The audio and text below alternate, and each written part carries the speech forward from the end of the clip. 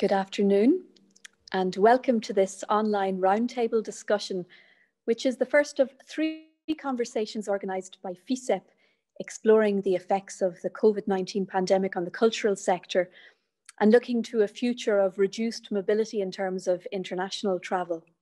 FICEP, the Forum des Instituts Culturels Étrangers à Paris, is the network of international art centres based in Paris, of which there are 56, the most in any city in the world.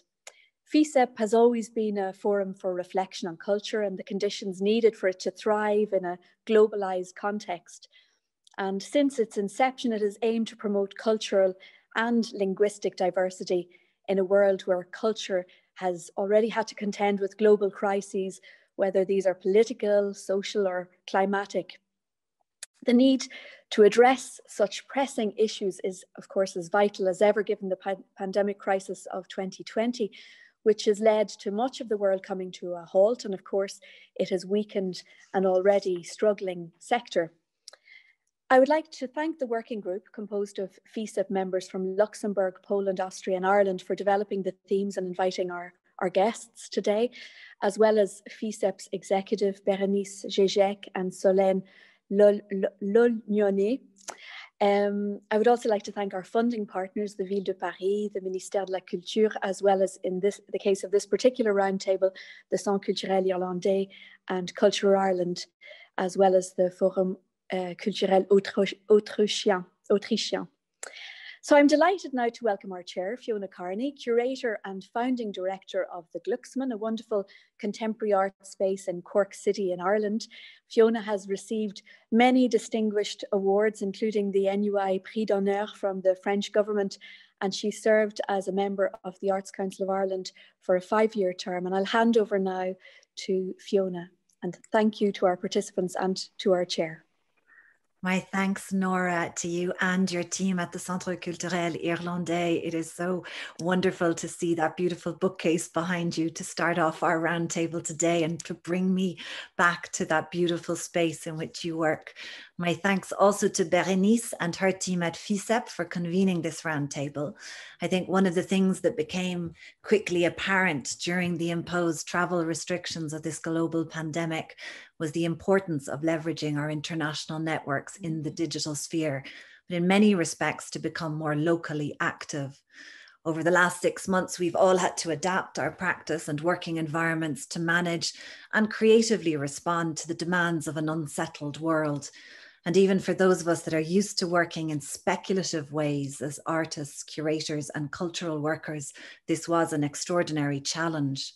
We've been tasked to fulfill our civic responsibility to our society's health while advocating for the evolving needs of the cultural sector and critically continuing to encourage and support artistic risk, because all of us want our artists and audiences not just to survive, but to thrive. I've seen extraordinary examples of this in Ireland. EVA, our National Biennale in Limerick, launched 2 weeks ago, unfolding now in various stages to navigate its way through the pandemic. In Dublin, of course, where Annie is, Emma has been doing extraordinary work, and we hear from that later. And while they are currently now again in a citywide lockdown, organisations have found thrilling ways to engage audiences online, from the Douglas Hyde Gallery presenting a new digital programme in partnership with artists, to the Irish Architecture Foundation, who reimagined Open House Dublin as a blended festival that includes a range of guided offline activities alongside new film and audio content. In my own organisation, in the Glucksman in Cork, we've connected with new audiences globally by developing interactive activities online. And in fact, it was fascinating to see the Irish diaspora, and I suppose in particular our university alumni network, flash up as participants using our creative resources as lockdowns began to happen all over the world. But perhaps one of the projects that gave us the greatest uplift throughout the summer was an outdoor project that we devised with young refugees, asylum seekers and migrants that resulted in the takeover of the facade of our city library in the urban centre of Cork. I think that this project, which really brought the imagination and advocacy of these young people into a very significant as well as safe distance public view, was enabled by the circumstances of the pandemic, because as an organization, we found a new appetite in our local government for daring public realm projects, a willingness to work with us on new ideas for the city. And I think that suggests the potential for a more visionary and perhaps more radical civic experience going forward. I think that these kinds of pivots and innovations have been critical in providing meaningful connections between artists and audiences. The new experiences and institutional changes that are the focus of our discussion here today are constantly evolving, but we are very fortunate that each of our speakers this afternoon has agreed to share their views, reflecting on their lived experience of the last 6 months from artistic, organizational, and personal perspectives. So each speaker will present a 15-minute think piece on the theme of the roundtable.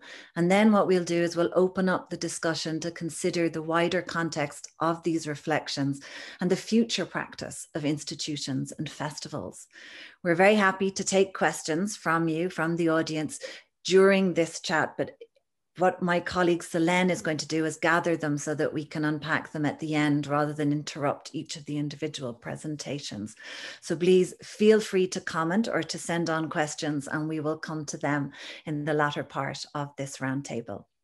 So it is my very great pleasure to introduce each of the speakers, and I'll do that in turn as they present. And our first participant today is Sebastian Cichocki, who lives and works in Warsaw. He's there in his institution at the moment, where he is the chief curator at the Museum of Modern Art. He has curated numerous national and international exhibitions. He's also the curator of the Brodno Sculpture Park, a long-term public art program initiated in 2009 with the artist Pavel Altamer. And he's curated exhibitions that have taken the form of a novella, a radio drama, opera libretto, garden, and anti-production residency program. So someone who is truly attuned to the kind of innovative thinking that we need in our current climate. I'm thrilled that he's starting us off today, and I'd like to welcome him now to make his presentation. Welcome, everybody. It's such a pleasure to see some familiar faces and to speak to you from the abyss of the museum, from the storage room of our temporary space, and just next to the wonderful installation by Andreas Angelidakis, remnants of the last documenta, which we are storing here in the museum. And our museum, I will, of course, I will not deliver like a proper academic paper now. I just want to share a few thoughts about this very unique, very particular situation, which might be also like a treated, considered as a promise, maybe, because this is just a tip of an iceberg, and this iceberg is melting. So we can also see other horrors like lurking in the room, and what we are experiencing now, it's only probably a symptom of something much bigger, much larger, and much more harmful to our system, ecosystems. So I'm sitting in an institution which is relatively young. It's a museum which was founded in 2005, but it's still working on its final location. We are building a museum, so it's a museum under construction. Actually, the institution is scattered around the city. It's occupies a few venues in Warsaw. So our situation, our like lingering presence in the city, and the way of living the institution, living the building, both like physically and also symbolically, it's something what we are used to, and different materializations of our activities might indeed lead to a series of radio programs, public manifestations. We are quite active when it comes to working and cooperating with different NGOs and also political organizations like ecological organizations. But this situation is quite unique, and I have to say that this is quite a challenge. And I would like to bring a very tangible example, the example of our recent exhibition, which was just about to be open. The show was to be open on the 20th of March 2020. 4 days before the lockdown started, was introduced in Poland, and we felt as victims of our very subject which we have been dealing with. The show was focused on the crisis, on the climate crisis and its consequences, also like post-colonial consequences, and we ended up with with quite a pile of crates coming from different places, not being allowed to take out the works. So this is something which I can share more like an anecdote. All those dreams and fantasies about those objects which were kind of trapped in the building, and they might have talked to each other. We don't know, but the thing is that we all of a sudden, all the meanings and interpretations which we tried to deliver were kind of shifted. And I think this is also like something quite present in all those let's say critical, like socially engaged, politically engaged programs which we deliver as institutions, that the shift is quite visible. You can really grasp it. And the show, which was supposed to be an exhibition kind of gathering, hoarding all those cases, all those examples of doing art with ecological consciousness, all of a sudden became something else, became a kind of analysis, what really kind of might be taken into consideration, what might be treated as a kind of efficient tool in the times of crisis. And it's a slightly different thing. It immediately like removes all those like very superficial, not always superficial, but works which are kind of being merely illustrations for certain processes. And then you look at something which is abstract, which might be kind of hermetic, but then all of a sudden it resonates. So it's a kind of like a lakmus paper, this situation, you know, for some of our previous programs. You know, all of a sudden you discover something that's super crucial and the other things are more original. So I'm bringing up this case because imagine an exhibition which was structured as a gathering space. You know, our museum and many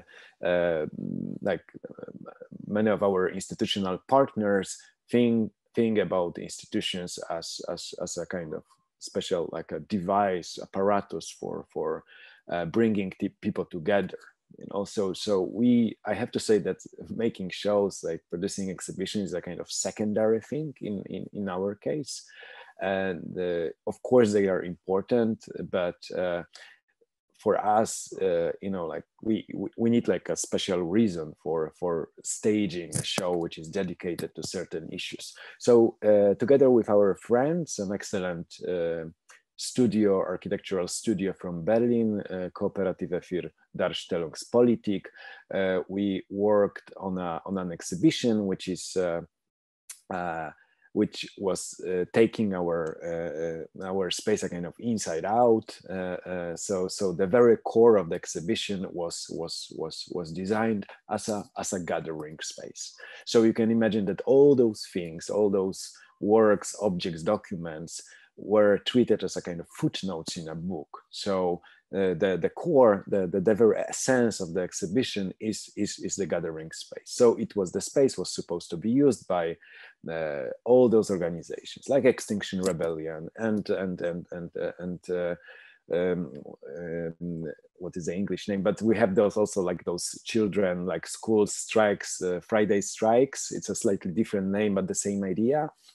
But all of a sudden you discover that you know, everything is fine. You can finally open your show after 11 weeks, but you cannot have an audience inside. You cannot have gatherings. You cannot have workshops. You cannot have like panel discussions, and forget about any kind of like, you know, forms of occupying the building. You know, the space was really creating this special enclave inside the building, which might have been like closed down and separated from the exhibition. So you can actually have somebody for the whole night, like using this space and producing banners and, you know, like writing manifestos and so on. So all of a sudden we ended up with kind of like a dead body of an exhibition, you know, like a corpse of an exhibition which has had to be animated.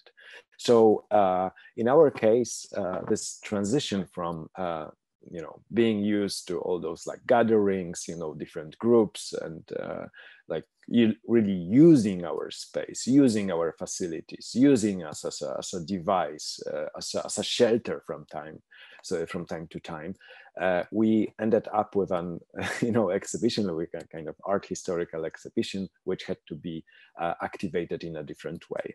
So I have to say it was quite a struggle to kind of rethink such a, you know, all those models which we were like refining for the last decade, and it went quite experimental, sometimes in a very awkward way. For example, guided tours, you know, where they didn't happen inside the museum. So we met our groups on the wooden platforms in front of the museum, discussing the works, discussing the theme of the exhibition without actually seeing the show. So the show was like behind the wall, but we couldn't enter together. So we had also those. We moved some of the works from the museum to the public space, which I think this phenomenon, this phenomenon of placing sound pieces, you know, like nowadays, it's quite important. You know, that you can actually. This is quite a safe kind of way of kind of changing the cityscape, the city, the soundtrack of the city. You know, when you like just plug in some of the works, and we had quite a rich experience of working with such artists as Anja Kangiser from New Caledonia, or Norwegian field recordings artist Jana Vinderen, and just placing the sounds from Kiribati Republic, for example, was really emotionally touching. But then like this whole you know, like system of like reporting on your activities when you are like locked, it's really something, you know, like you are sitting like trapped in your kitchen and you post a lot of stuff.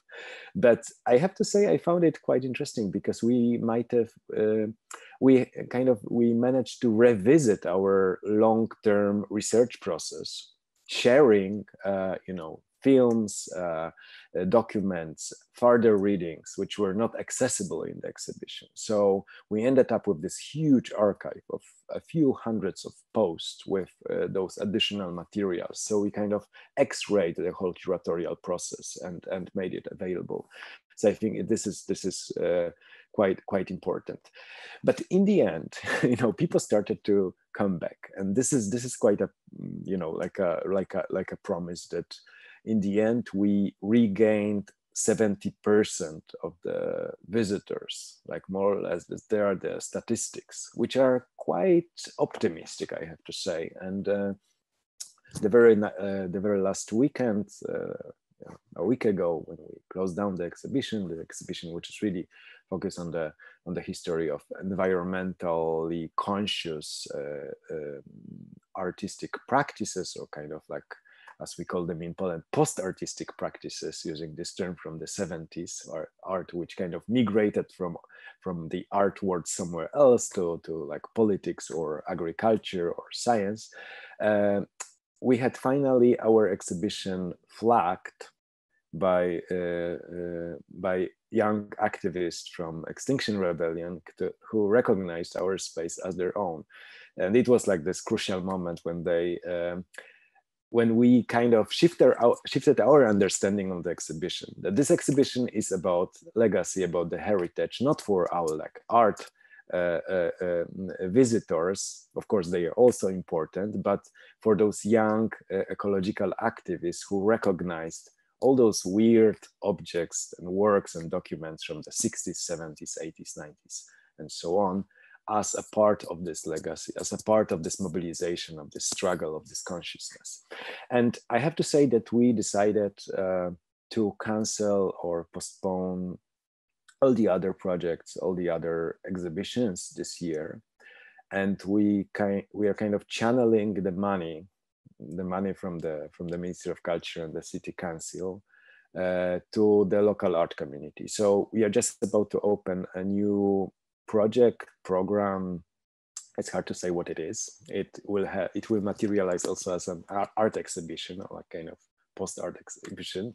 And we are just transforming the museum into a kind of like a big open workshop, trying to support our local communities, which includes, it's quite an important aspect of this operation, our Ukrainian and Belarusian minorities and art communities. We have quite a number of excellent artists who migrated from our eastern border to Poland. We have also like the second generation of Polish African diaspora. So all those practitioners, activists, artists are going to overtake our museum, at least until January 2021. So it's a very lengthy journey. We don't know what would be the result of this operation, but definitely we are like trying to support all those artists. And to conclude, maybe this is, I guess there is something.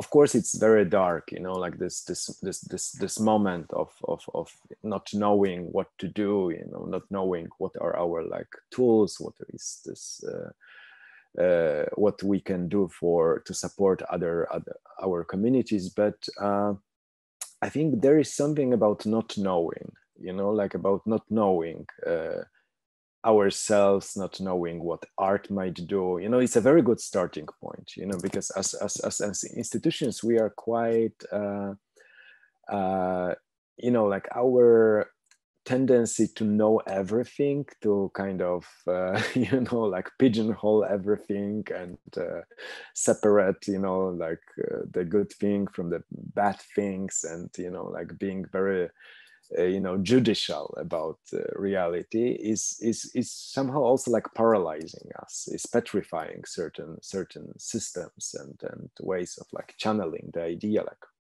you know, delivering new ideas.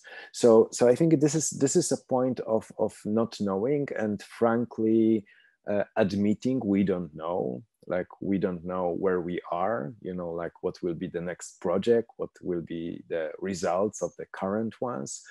And there is always a way of kind of, you know, benefiting from it. You know, like I think we have to really get rid of this fixation of new things, like new artists, new ideas, new products, new theories, new looks, you know. So I don't think we need like more innovations, but I have to really stress this importance of coming back to those of those abandoned tools, abandoned concepts, abandoned scenarios and proposals. And sometimes you just have to change the direction. You know, like it's, I very often stumble against this metaphor nowadays, which I heard a few times from a few like heads of certain institutions, that we're like on a boat during a storm and we just have to navigate, and we have to be very precise about like not changing the direction, but maybe getting rid of the ballast, which I am afraid might mean like firing people. But I think why not to change the direction? Like it's maybe there are like some other perspectives for institutions. Like to kind of conclude, I can only give you this one example, one beautiful historical example from 1945, when the Museum of Art in Malmö in Sweden became a refugee camp. It was the decision of Ernst Fischer, then the director of the institution, that for 6 months, museum didn't admit a visitor, instead opened the door to women and children from liberated concentration camps such as Ravensbrück. And they slept there, they cooked there, they prayed, they even produced some artworks which stayed in the museum. But I think sometimes we just have to like change the direction of our course, being on such a shaky little boat. Thank you. Thank you, Sebastian, for that really candid and insightful start to our roundtable. I absolutely adore the phrase of awkward experimentation, because it makes me feel like this generative mode that we're in, and that sense that you gave so strongly of this being on the cusp of possibility as well as on the brink of crisis. So it's somewhere in that balance that we need to find ourselves as institutions. And in a sense, we are so comfortable with that contingency of the work, but now it's a contingency of our spaces and our audiences that we need to think to. You brought that into such beautiful focus with the example you gave of how you've adapted your exhibition. So thank you so much for that. Our next speaker is Kristoffer Stefan, who is an artist and a graduate of Vienna University of Technology, where he focused on experimental architecture. He explores how adaptive systems can modify perceptions of space and reveal their catalyzing capacities, and his cross-sectoral work includes methodical investigations, transformable objects, and participatory installations. He's currently in Paris in the Cité internationale des Arts. Welcome, Kristoffer. We very much look forward to your presentation. Welcome. Thank you for the invitation.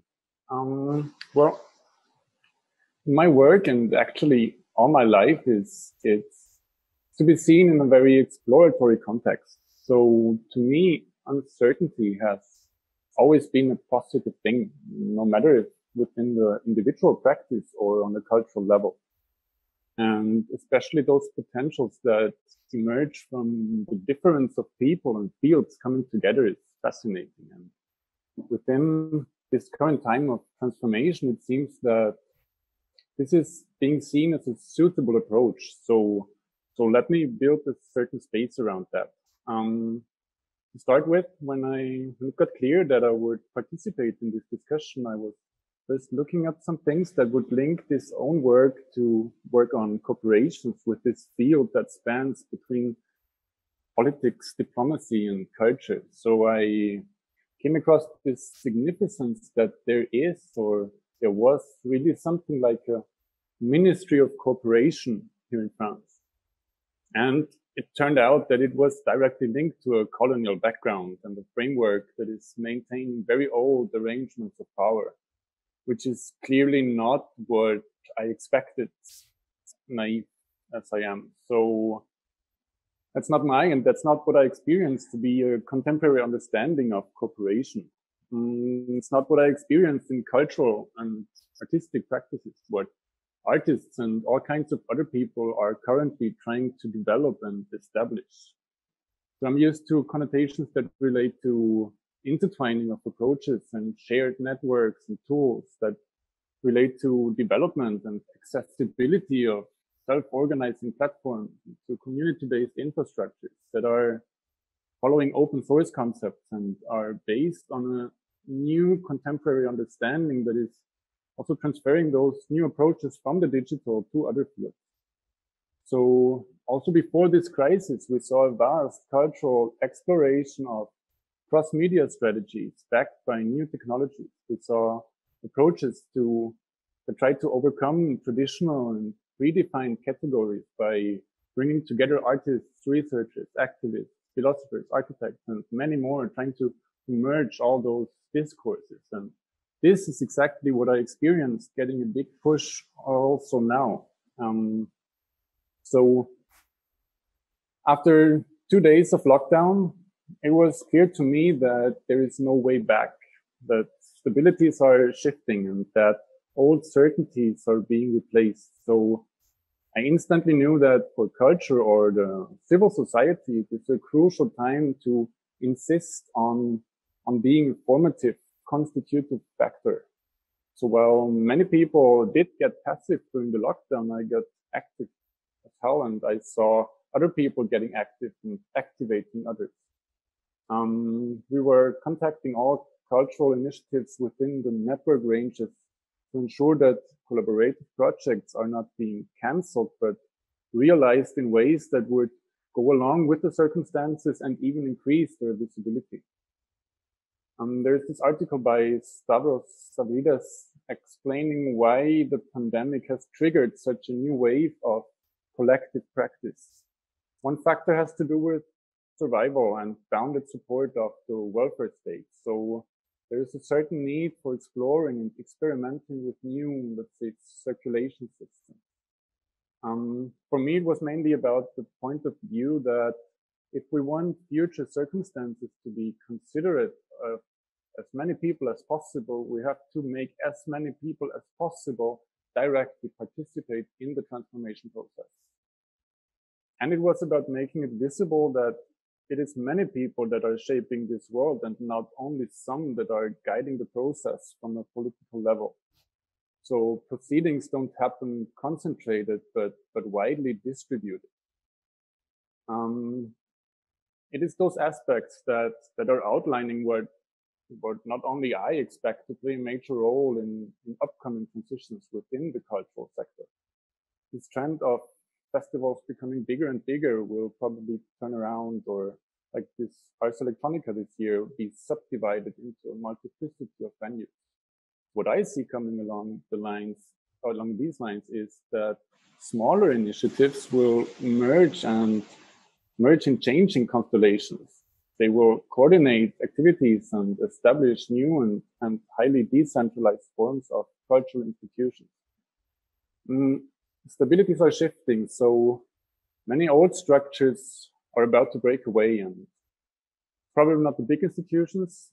They will manage, and politics will have to decide where to draw the line, but many small galleries will disappear, and the space they leave behind within the cultural landscape will be filled based on strategies directly derived from people's needs and contemporary understanding. So online platforms, pop-up galleries, artist collectives that recolonize urban spaces, and we will see experimentation with widely unknown formats. So hopefully those new initiatives will more and more also become an important factor in society as a whole. Why is this relevant? From a strategic viewpoint, I see this pandemic closely linked to current environmental changes. Recently, I was involved in a dialogue discussing this new era, the Anthropocene. It seems clear that on the one hand, we are so powerful, while on the other hand, we are incapable to obtain control of this alarming development. But what we are experiencing now is not only a break in climate history, it is, as I mentioned, also a break in thinking. By understanding complexity is also the complexity of understanding change. So we are not cyanobacteria. Humanity is slowly becoming aware of being a forming power within this environmental fabric. And this gives rise to the finding of new ways to actually navigate within those wide interrelationships. Science has started to step out of its bubble to communicate contents of research within public settings, not only regarding environmental issues, but also in the context of this pandemic.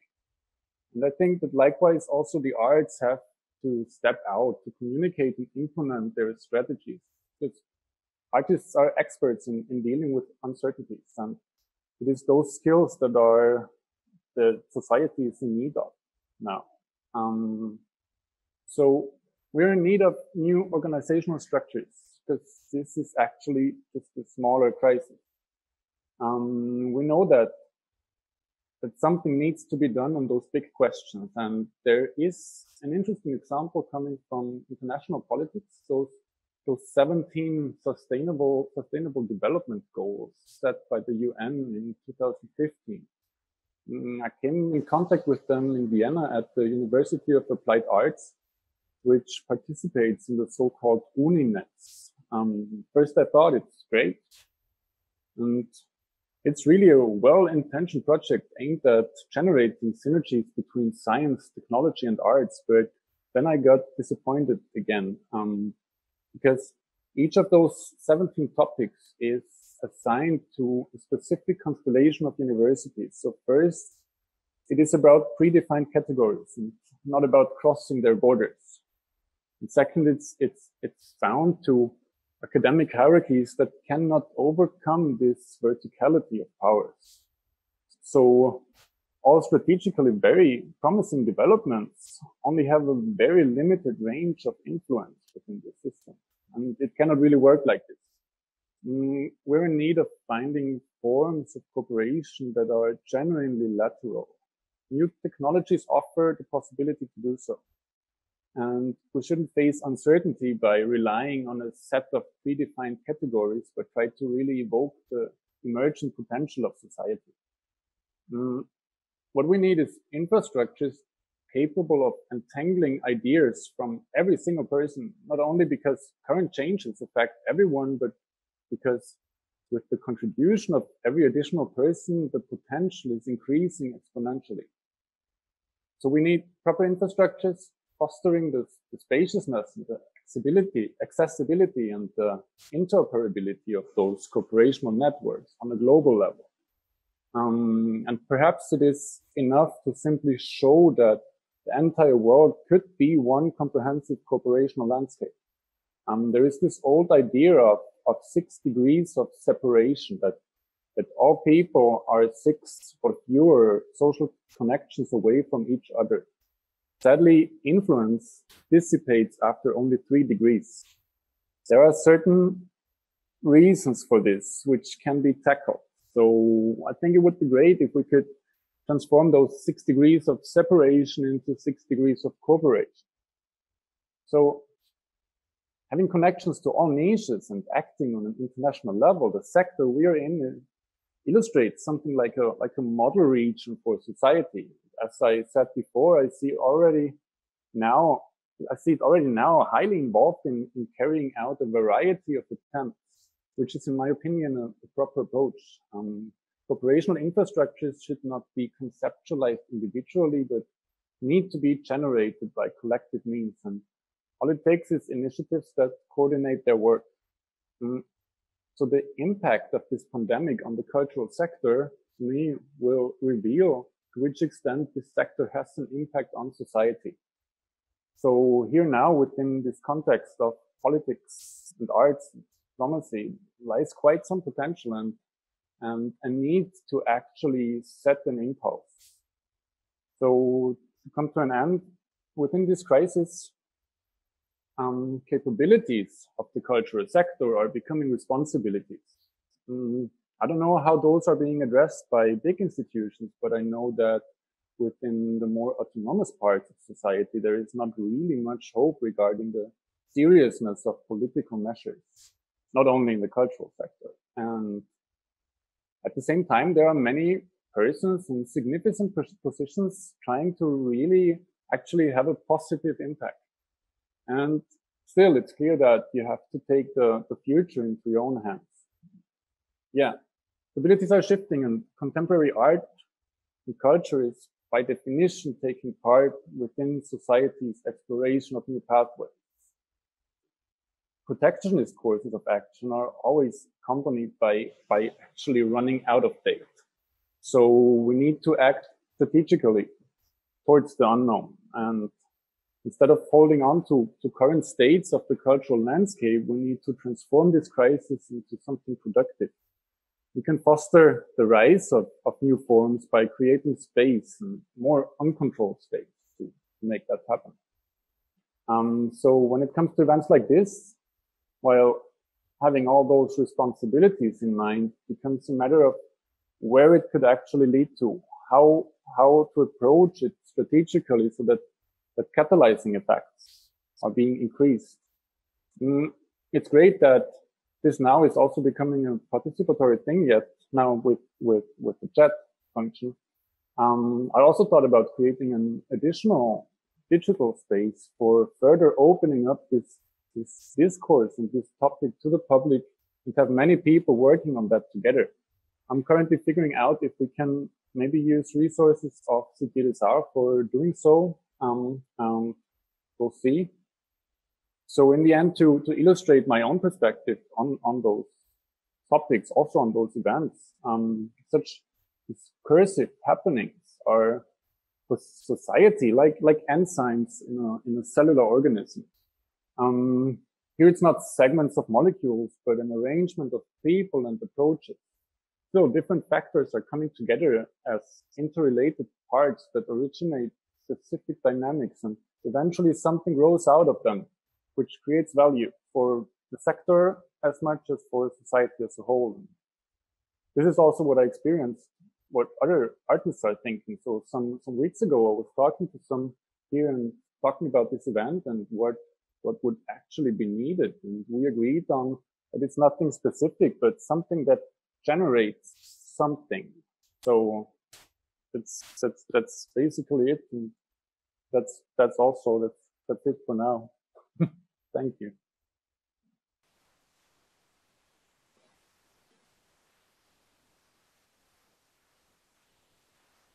Fiona, your microphone is not turned on. I was profusely thanking you, Kristoffer. And I suppose specifically for bringing in the generative capacities of the digital sphere. I think for those of us, I'm speaking to you from Cork in Ireland, I'm basically tipped into the Atlantic here. And the fact that we can connect together and that more people have time, I would have to say, to give to Cork in this current pandemic has been very interesting for us, about what you phrase as this beautiful new wave of collective practice. Because I would suggest that for the wonderful emphasis that you placed on transformation and that incredible, I suppose, comfort in a sense that artists have with uncertainty, we're all now very aware that this pandemic is one of deep structural inequality, and that artists within that are also one of the communities that are especially vulnerable, not least because they tend to have lower income, and people on a lower income are, very, very much hit by this pandemic. And artists and cultural workers, as we say in Ireland, were among the first out, the first to have to kind of close down, and are often going to be last back in. So these possibilities that are available in the digital sphere are really important for us to develop, I think, institutionally to support. So we might come back to that. I'm delighted to see Jean-François Rettig. Merci for coming along today, Jean-François. Jean-François has taught French and philosophy and was in charge of international projects at the Dane Contemporary Art Foundation. He was a member of the French-German High Cultural Council, where he represented arts and multimedia domains. He is currently, of course, the director of the Rencontres internationale Paris-Berlin, and he has been invited there. He invites to curate screening programs and temporary exhibitions for institutions, museums, and art biennale, such as the International Biennale of Art in La Paz and the Biennale of the Moving Image in Buenos Aires. Jean-François, you're very welcome, and we look forward to hearing your reflection. Thank you. It's okay for the sound? Yeah. Is it okay? Okay. Thank you very much, Fiona. And first of all, of course, I would like to really thank you, the forum, the FICEP, for inviting me to share our experience.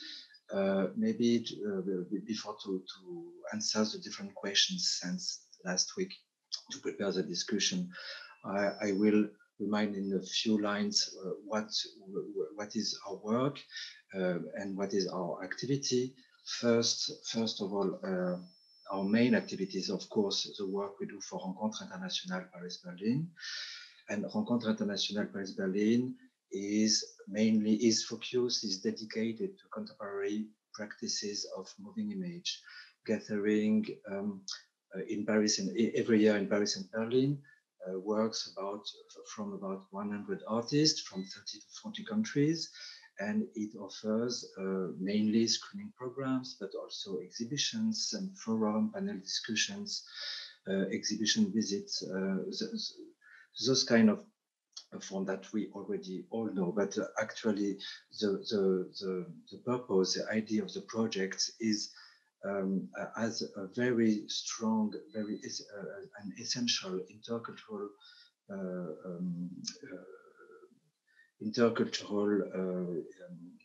dimension, and the dimension of meetings, all the panel discussion, all the forum parts is of course very important. And of course, in the current situation and after the lockdowns, of course, this part is affected, and we had to rethink a lot of things in the project. So I tried to answer the different questions sent last week. The first question was about how we adapted the project, how we adapt our different activities in this new working environment of uncertainty. So of course, like all of us, I think we had the same pattern of difficulties, but for sure in different scales. Of course, during the lockdown, we closed the office. Of course, we had to make some partial unemployment. Of course, we downsized the team, and of course, we worked remotely. And of course, we had cancellations or postponements of projects. This said, maybe it's interesting to underline that for a team working on a project with the logic of project, the consequences are maybe less important as for big institutions, museums, cultural institutes, and so on, because the team we work with change a lot depending on the time of the year, depending on the project, and so on. The permanent team is very small; it is 4 persons, and we go to 50, sometimes 60%, 60 people. So it made possible maybe to react in a more flexible way. Moreover, also it seems to me that a team responding to an event logic has a greater capacity for reactivity and adaptation because of this reduction of this smaller size and this variation over the time, and because it is the project logic is confronted more than a venue. I'm trying to read, I lost my track. So you understand the idea. Nevertheless, the change was brutal and the consequences for the project were numerous. The postponement and cancellation of, for example, the postponement and cancellation of a collaboration with the Museum of Contemporary Art do Chiado in Lisbon. Also, the postponement to a period that we didn't schedule yet of a project with students in cinema and visual art classes of high schools in Eastern Paris and inner suburb. And it was some consequences also finally on the event, on the preparation of the event in Berlin, of course. First, with a reduction of supports. Secondly, because of the shifting and delaying of some other supports. And thirdly, because of the health restriction during the events for the travel or in the venue. A few words of each of the 3 points. about the reduction of opportunities of support. Most of the supports in the project like Rencontres are related to the mobility of artists. And as mobility was reduced and is still reduced or stopped, many supports were reduced. Nevertheless, we noticed in this context that only or just a few weeks after the end of the lockdown, several institutions started to change their support policy and to open it to other possibility of expenses, to change the support for mobility, to become an opportunity for artists to be paid, which is very important. And also some other institution open or wider the participation in technical costs. Secondly, about the cancellation and postponement of commissions, resulting in a postponement of several months. I lost again my track, but it's not, you understand. Some support application were delayed and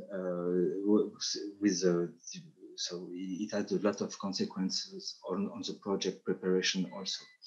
Thirdly, about the health restriction in the partner venue. In Berlin, we work at the Haus der Kultur und der Welt. Those restrictions were, of course, very important. So in June, from the event took place in August, so in May and June, we started the discussion with the venue, the partner venue, and a 100% online version was first considered. The restriction were, at the Haus der Kultur der Welt, the restriction were as follows. Indoors, it was 1 person for 10 square meters, like a lot of museums and art centers in Europe. It was impossible to make to screen indoor, to make some projection indoors in the screening room of the venue. And additionally, many countries had significant restriction on mobility. So canceling the event or switching it 100% online would have been as a bridge for our commitment toward the artists, the works, and the public. And we thought it was our responsibility to imagine a viable proposal to respect these 3 dimensions while integrating at the same time health constraints. So it's not that we didn't believe in digital possibility to meet and exchange. At the contrary, it doesn't mean that we don't or we didn't know what actually enable online tools. The event or activity exists thanks to those tools. But we have to be aware of what are the mainstream online contents and conscious of what representation are disseminated by the main online forms and tools. So there is a flood of free online film content. We know that. There is a bunch of festivals that get 100% online, but for which results? Professionals get online access to work that they already are able to preview online, when the public just have an additional link to bookmark and possibility to consume additional online contents. Nothing more than a YouTube stereotyped offer. It is the same for the new normal online video meeting pattern. Zoom, Skype, Jitsi, and so on, and so many online talks. Those tools are really powerful. We, of course, totally understand how interesting can be all those online talks, discussion, and so on. We watch a lot of them. We are sometimes moved, surprised, often interested in. Nevertheless, this interest doesn't mean that it deals with an artistic or a cultural issue. Multi-participant video devices are, first of all, devices with a knowledge or a communication purpose. It doesn't mean it is with an artistic purpose, and it is not an audiovisual form in any way. Furthermore, after the lockdown, the context changed a lot for potential online audiences. during the lockdown, there may have been a kind of urgency. It was an urgency and necessity.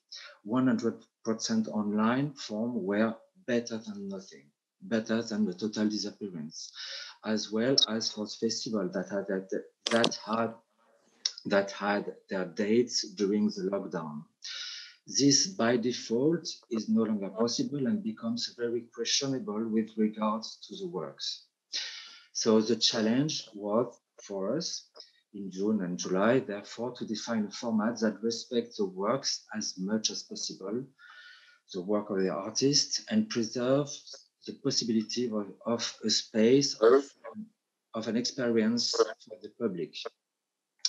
The response to this context was an hybrid format where the entire event take place simultaneously on-site and online, with artists physically present and at a distance. So in the afternoon, no projection indoor, but the screening program were deployed or expanded in the space in an exhibition type device on flat screen, presented and live streamed as if it was a screening program. And from 8:30 p.m., open air screening sessions also presented and streamed and live streamed. So it was the way it was a response we found, and we thought the most honest or the most respectful of the work we develop with the artist.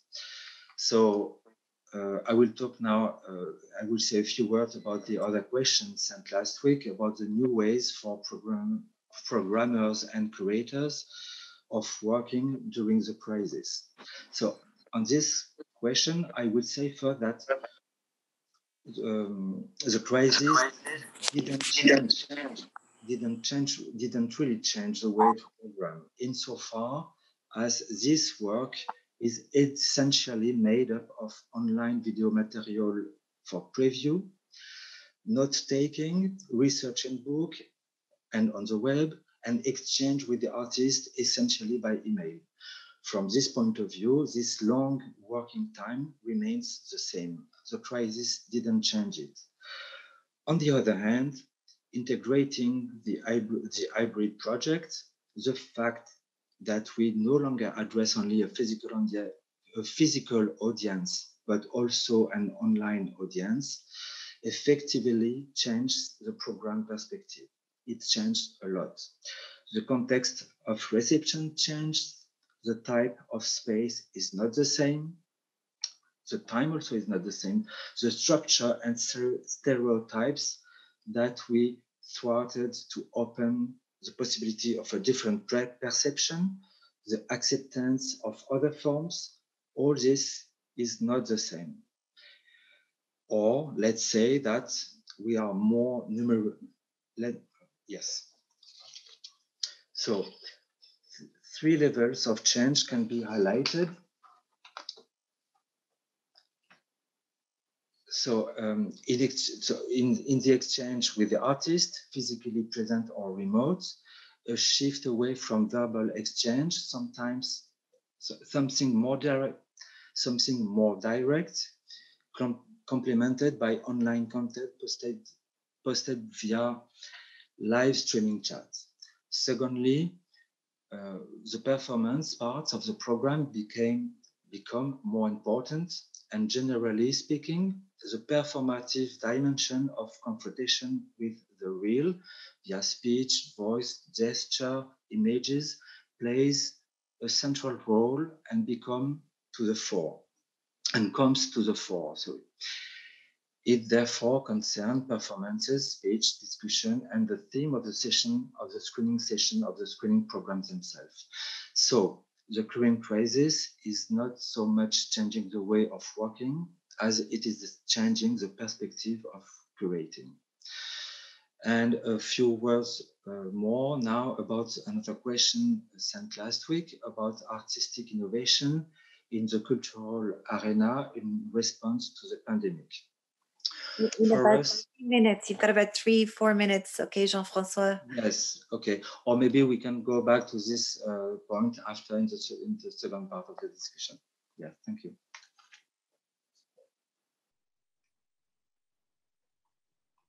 Sorry, I didn't want to. Are you sure you don't want to have a few more minutes? Yes, okay. So it was about artistic innovation in cultural arena in response to the pandemic. For us, this question of innovation has taken shape in this hybrid form where programming and curating is simultaneously accessible physically in a place and online. Of course, live streaming is not an innovation, and this technology has been around for 15 years or 20 years. But for us, it has been the necessity to rethink the event as a whole, for the possibility to reactivate in the face of an unprecedented situation, a fundamental question of culture, how to maintain the possibility of a space for sharing and experience. With many difficulties, the implementation of a live streaming on an event can quickly represent in terms of work the equivalent of the production of an event in itself. It was therefore necessary to find solutions to simplify the device while maintaining the possibility of exploring these forms and experimenting. The equation turned out to be particularly complex for an event focused on contemporary audiovisual forms. For this first experiment, we chose the simplest possible form of filming, but the simplest form remains a very complex one and is ultimately similar to a film shooting, with a film crew, lighting, sound editing, titling, and so on. However, the available technology allows us to imagine very flexible shapes with accessible and simple tools. The most suitable tools are characterized by fluidity and mobility of use. Free application, cell phone.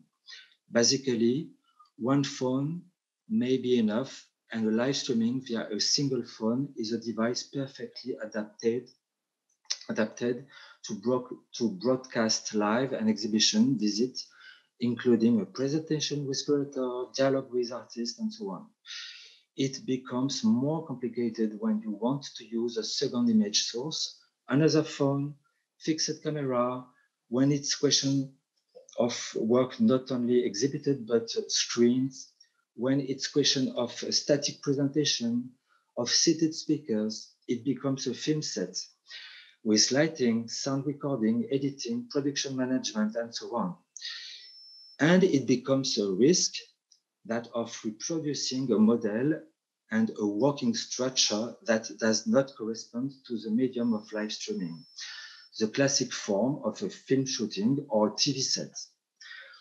Whereas contemporary practices of the moving image are the place of creation characterized by self-production and work structure, most often as the antipode of the heaviness of a film or TV set.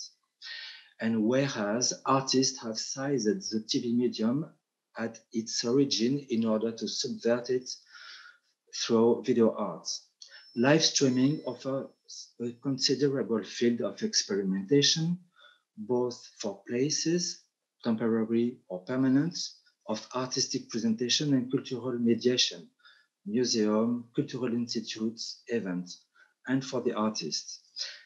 There is a real challenge in exploring these forms of live streaming, where both mediation and creation issues converge to explore and define specific forms, distinct both from TV cinema practices and social network practices, forms that do not cover the work and that open the possibility of an intercultural spaces of communal experience.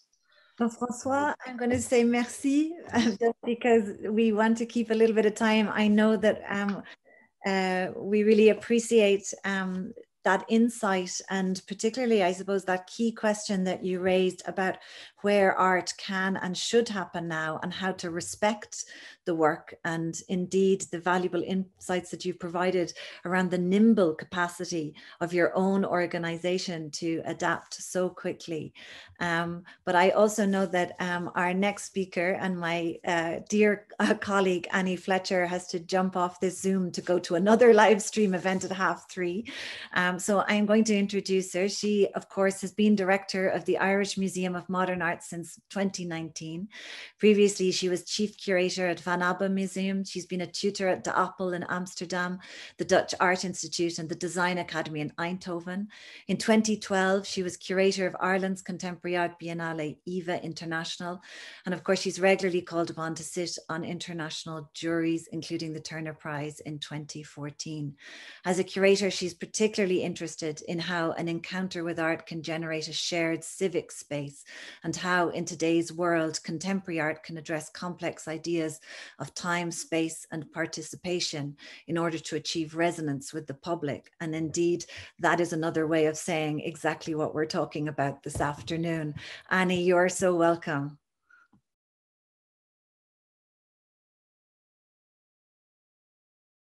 You're on mute, Annie. You're on mute.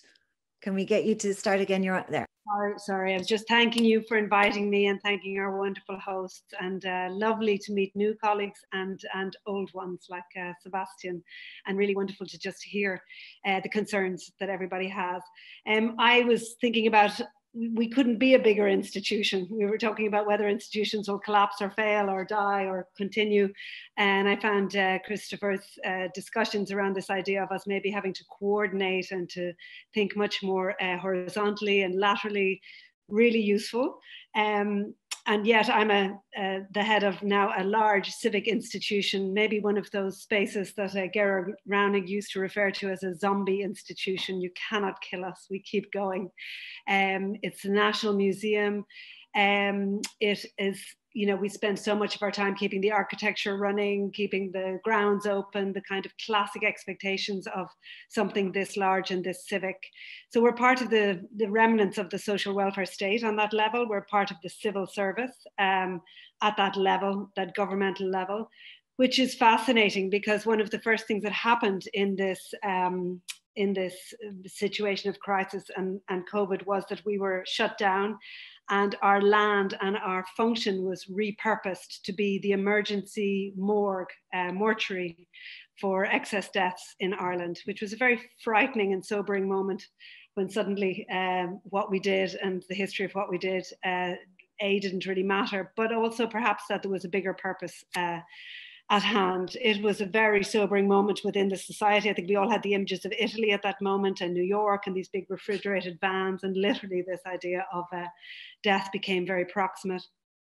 And so I didn't quite plan to be the director of a mortuary when I took this job on, but it was very interesting and we learned a lot from it. The other very acute thing that happened that I don't know if other people are dealing with, being part of this matrix of civil institutions in a country, is a lot of our staff were potentially to be seconded. So because they're part of the civil service, we didn't furlough people, we didn't have to let people off, but we did have to suggest that perhaps they would take part in contact tracing or other parts of dealing with the pandemic. So they're hugely disruptive factors just to the general business of what we do, but also fascinating. In a way, I thought it would be awesome if everybody went off and did contact tracing or did something completely different. What we would learn about how we manage, how we organize, how we coordinate by jumping out and into other kind of urgent roles within the situation was, I thought, one of actual potential as well as disruption. Luckily, our morgue, our mortuary wasn't used, and it has since been dismantled. But what became very clear to me was many things that we've all spoken about, that need for the disappointment when the land, we have a beautiful 48 acres around Imma, and when that was shut down, we obviously had to kind of have a complete blackout when the mortuary was here. So the lack of our visibility was so radical, but it was also something to be learned from in terms of what we all lost when we became invisible, and what then became a priority when we opened up again. So for me, most immediately, it was to open the grounds, a place where people could feel safe. That civic role, that civic capacity shifted a lot in a lot of us about what was actually really important in that moment. So it was really that, to try and think about how to share the grounds, how to open them out to others.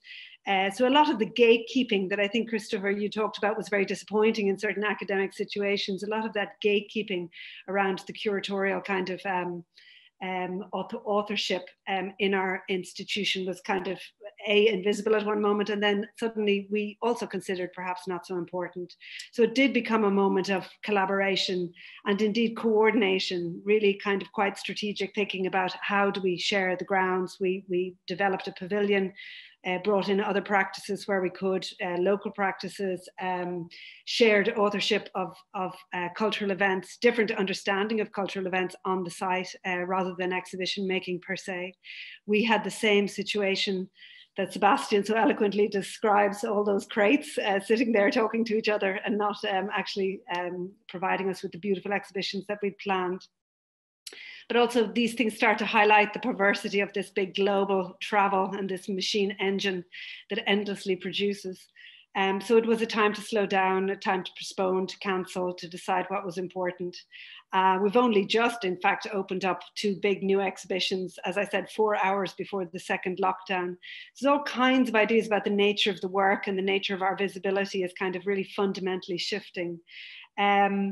It's also of great interest to us to think about how to support the local networks. And it was something I was trying to think about very much in relation to my role here as the director coming in, and thinking about wanting to put a bigger emphasis on the archive and the collection and sustaining kind of precise heritage, cultural heritage, in exchange and in dialogue with other ones, global ones, international ones, other subject matters and other disciplines. But for me, suddenly it became really more obvious that perhaps a more sustainable way forward was to deal and share and think the archives and the collections, rather than always be an exhibition, a temporary exhibition machine. So there's quite a lot of slowing down, quite a lot of sort of rethinking the orientation of the programme in relation to that. And we have as well, to that end, decided to use a considerable amount of our budget, and we've lobbied the department, our government, very hard to dig into an idea of purchasing for our collection. And this is something that I felt really strongly about. So maybe we're not necessarily providing the space for production, but I started to feel there was a real perversity to pushing people to produce in the pandemic. You know, to kind of, there was an awful lot of rhetoric around, let's provide the resources for people to make new work. And you're like, people are locked in their apartments. They don't know where their next penny is coming from. Do we really want to push people into kind of a reactive practice? Surely this overproduction might be part of how we got here. So this is not to suggest, you know, the amazing possibility of thinking creatively and thinking creatively together on many levels. But there was something about this endless idea, as Sebastian mentioned, of the new show or the new idea or the new aesthetic or whatever, that I feel more and more uncomfortable with. So to that end, we are going to simply, our policy is to trust artists by buying their work, buying work from before, buying work to sustain the system and to add to our collection, to add to our archive, to think about how to tell the stories differently. So they're kind of very key sort of fundamental strategic shifts, I think, in how we're thinking the timing and the programming. I think as you've spoken so eloquently about the notion of the screen, Jean-François, we've also, of course, like everybody, been thinking digital programming and how to share and think the complexity of this. I think, like everybody, we understand the huge potential of the webinar now more than ever. We've just completed a month-long summer school with participants from Hong Kong to Manila, to you name it. I mean, finding a time was the hardest part of sustaining those conversations, but there's so many possibilities for how to do this. And it was really extraordinary process for us to think a summer school over a month rather than bringing people to a location. And you've no flights. We provided it free for everybody.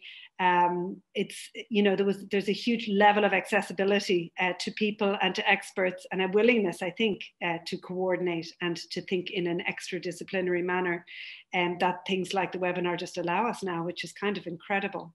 So it's, I guess, the balance between all these things. How do we deploy the resources we have? How do we deploy this architecture and these grounds now that we have them back? And how do we think in a much more sustainable way about our own practice, and how to share, I think, is going to become more and more important. So I think that's kind of my quick points. Annie, thank you. And it's very timely, I think, to be pivoting to that sense of kind of future practices. We already have a question in the Q&A on that exactly. And I know that something that probably struck all of us was that sense of, if you got over the digital divide, as long as you had access to kind of a digital screen, there was an incredible parity of access to culture. And the question that's coming through, I suppose, is that, you know, when the pandemic is over, how can we retain some of that sense of access and preserve the practices that have emerged? And I remember being very struck about one of our own festivals here in Ireland that went online at a literary festival, and a young writer, Nisha Dolan, who's autistic, speaking about how she was actually able to fully participate for the first time in her life. And many people who are now actually suddenly experiencing a kind of a sense of culture with everybody will not have that. And that does ask us to reflect on that kind of sustainability in a different way. So Annie, I don't know if you've thought about that in terms of kind of the wonderful move to invest in artists, that idea of also how do we invest in audiences going forward? Because I think we've discovered new audiences, we've discovered different capacities of how audiences might engage. And from an institutional perspective, that's the balance we have, is the artist and the audience. Yeah, I mean, I think it's like with everybody, we need to strategically assess what has worked, what we've learned, what to dump. I think to dare to lose things is really important as well. I think, you know, what Sebastian was saying about the field hospital, I was thinking about, or the refugee camp, I was thinking about Tahrir Square during the Arab Spring. Also, Townhouse became a field hospital.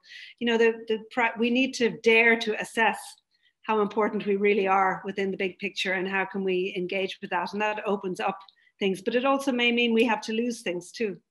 And I think that's very exciting, actually. And perhaps that touches on a point that you made, Sebastian, about mobilizing legacies. Because if we mobilize and bring into view marginalized histories, as Annie said, we have to, you know, move some to make way for that, because only a certain number of things come in. I just wonder, are you looking at those ideas as well? Yeah, absolutely. There is something about all those unfulfilled promises from the past, because, you know, like our institutional apparatus is calibrated in a very strange way. It's a fashion kind of model. We are craving for new stimulation, for like those new names, tendencies, whatever. So this thing kind of, you know, like it makes us somehow unaware of the future, you know, like solution of the solutions from the past, which might be applied in the future. And when you like analyze sometimes, you know, really, you know, extravagant and original practices of certain artists, especially artists who kind of like migrated from art somewhere else, who kind of completely disappeared from institutional radars, applying their artistic skills, competences somewhere else. It's really fascinating. We just have to, you know, think about, you know, also the way we work as you know, like art practitioners. You know, it's you know, it's very much about us as you know, like art workers who follow certain fads and fashions. You know, like it's we have to basically be, you know, this is the moment to kind of repel the charm of novelty, of this curatorial extravaganza. You know, always trying to be the best, the first, you know, the most informed, the most progressive, the loudest. We don't have to be the loudest any longer. And I think this is, you know, when you think about you know, I use this term post-artistic, you know, at the beginning, but this is not really, it's not a joke, you know, like there was like this proposal from a Polish theorist, Jerzy Ludwiński, in the 70s that he wrote about art and about our work, but that we might have overlooked the very moment when art became something else. But we shouldn't worry about it. We just should enjoy the new possibilities of it. And I think it might be also applied to institutions. You know, like we might have overlooked the moment when we became something else. You know, like, and I think this, even this quite grim example of you know, turning an institution into a potential mortuary. It's, you know, I think it's a very kind of sublime kind of feeling. You know, we discussed this issue a lot in Poland, the case of Inma. But when you compare it like this Malmö, you know, situation, when you think about the Queen's Museum now, you know, as a food pantry, you know, like if this is what people need, we have an infrastructure. Our museum is also like our temporary seat is enlisted as a potential hospital, you know, if things gets really, you know, bad, you know, so ugly. So I think, yeah, it's yeah, just answering your question, you know, like we need to, you know, look more at our, you know, like at our, you know, heritage kind of, you know, I know it's a bad word, but heritage, it's you know, heritage of kind of subversive revolutionary strategies which might be applied now. You know, we don't have to be like a proper, you know, like a neat white cube any longer. You know, we can do many things. I'm going to dig out Litwinsky immediately. I forgot. That's a great example. Yeah, it's also what he proposed, that art might be treated as a kind of glue. You know, like glue is might be transparent, but it you cannot see it, but it sticks things together. You know, like, so it might be like this interdisciplinary substance. You know, it's not even visible. You don't recognize it as art any longer. You know. Picks up on something that Kristoffer was speaking about almost like a lexicon of skills and capacities that artists bring to us. So as well as the work, the artists bring ways of thinking and actually ways of being. So that comfort, Kristoffer, that you were speaking about, of living with uncertainty, is something that we're all having to now become aware of. And in a way, I often think that the space where we encounter art can be that cradle of uncertainty. That's the beautiful thing about it. It doesn't have to reduce or counterpoint. It can exist simultaneously, all these competing differences. And suddenly the whole world is grappling with that. Yeah, I think that's, you know, when you deal with uncertainties and when you accept them, you don't like, maybe on the first view, it seemed my approach seems a bit different to this of Sebastian, but I don't see it at all, because it's about being considerate of as many factors as possible, which becomes a novelty itself without moving within the old ways. And what I experienced, or what I know also from other fields, from biology even, when the underlaying, it can be that the underlaying only changes a little bit, so that the arrangement changes a little bit, but there are whole new pathways coming out of those changes on another level. So I think it's like stepping further and generating, looking at this, how to generate something, and leaning back to be considerate of many factors that we haven't thought about before, that we haven't connected before, is actually the same thing, just from different viewpoints.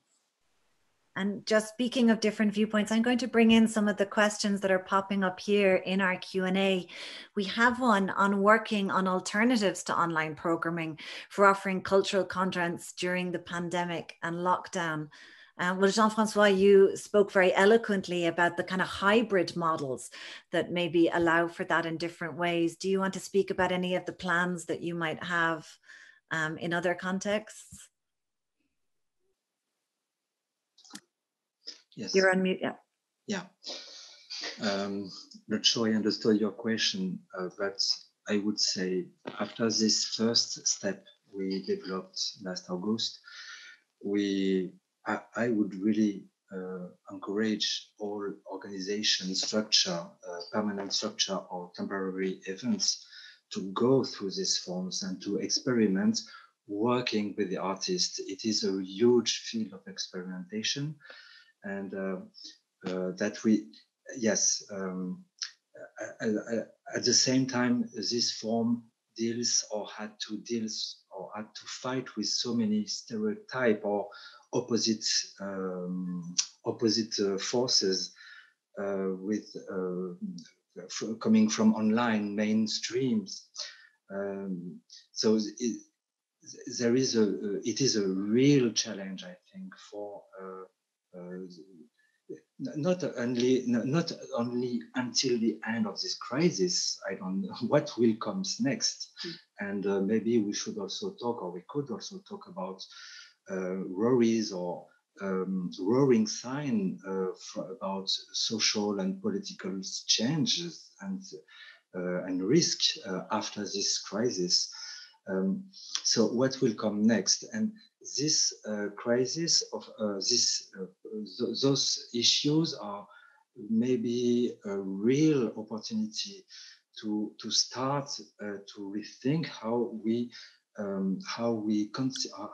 think the communal spaces, how we think the possibility of sharing artworks. And online forms, hybrid forms, is one way to go on this question, to go further on this question. Other ways, and there is a lot of other ways. I go back to the question sent last week, but it was about climate change. It was a question also about how what's going on, or what do we do on the cultural activity with migrants. So this crisis is a unique opportunity to start really to change or to rethink or to question, which is really always a very good thing, to question the way we were working until now. Yeah. Yes, and I see another just observation coming through very much on that question of pace. So both with this kind of desire that we're all expressing to reflect, research, and produce new forms of experimentation, to be respectful of the different pace now that is required, whether that's at an individual artistic level or whether actually even at an organizational level, because an organization is still made up of people who are also very anxious and unsettled, as well as galvanized and optimistic about the future. I do just want to, before we close the discussion, just briefly touch on, the question of climate action, because I think, when we started this year, certainly in the Glucksman, that was for us one of the kind of major objectives that we had, was to both take a very deep look at our own practices in terms of how we could make a sustainable difference, within our building. And in fact, the pandemic enabled us to do that in an entirely imposed way, I have to say. So that cut off mobility programs where we invite international curators to be in residence with us, which for us is a critical form of engagement. Again, when you're in a regional part of Europe, to feel connected in a deeper way to colleagues.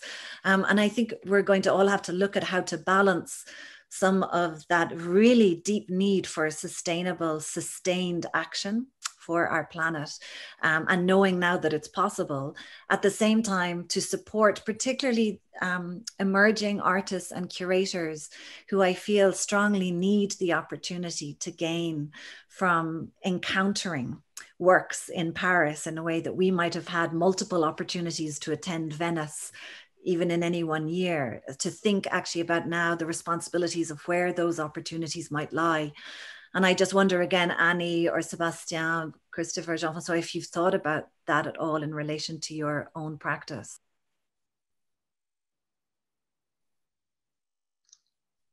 I'm quite happy not to get on a plane again for a while. Yeah, you feel it. Yeah, I mean, I think, like we said about the webinars, and there's lots of other strategic ways in which we can be, responsive and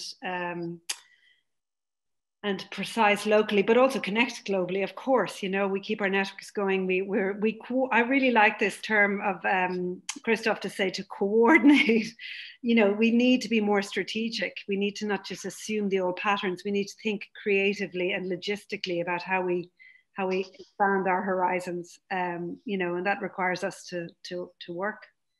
Yeah, but there is also like the dark side of the same coin, which is ethno-nationalism, which we are facing. We are just, entering in those kind of, little communities, it's basically which all those, arguments raised by, eco-fascist, activists, it's like,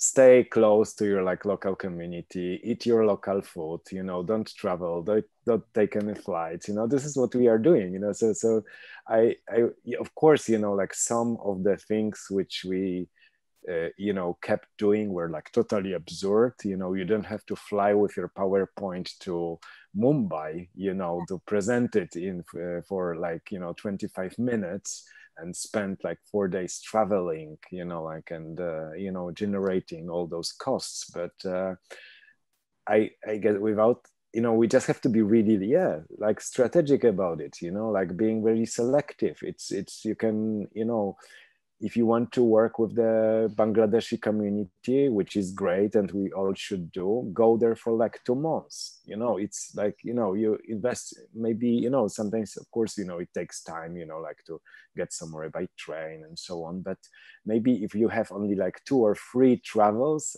every year, but they are lengthy. And you have to spend a lot of, energy, working there, maybe we should just, I think even in this, our museum family, which is Internationale, this big confederation of museums, I was thinking, why not to swap, some departments, for 6 months, maybe somebody can work in Ljubljana for a few months, while somebody will be happy to come to Warsaw and trigger some something in our educational departments, so yeah, it's I wouldn't be that happy about not traveling and staying at home and not seeing my friends from Asia, for example. Well, thank you all. I think that, that sense of connection that we've already fostered here really does show you how important those strategic networks such as FICEP are, because certainly I hope to continue the conversations with all of you, even if just from Cork for the moment. So un grand merci, Berenice, and all your team, and to Nora Hickey in the Centre Culturel Irlandais. We are just the first of a series of seminars that is taking place tomorrow and the next day. And I already see in the questions a hope for even more. So that is that generative possibility that we've been speaking about. I thank each of you, Kristoffer, Jean-François, Annie, and Sebastian, for being so candid and indeed for being willing to record this, because it was wonderful to see that we had almost 100 participants online at one point, but I know that this now can also be shared with so many more. And I truly look forward to seeing how you each evolve and take these questions forward locally and globally over the next few months and years. So really my huge thanks to you all, and thank you to all the participants. Thank you. Thank you. Thank you so much. Thank you. Bye.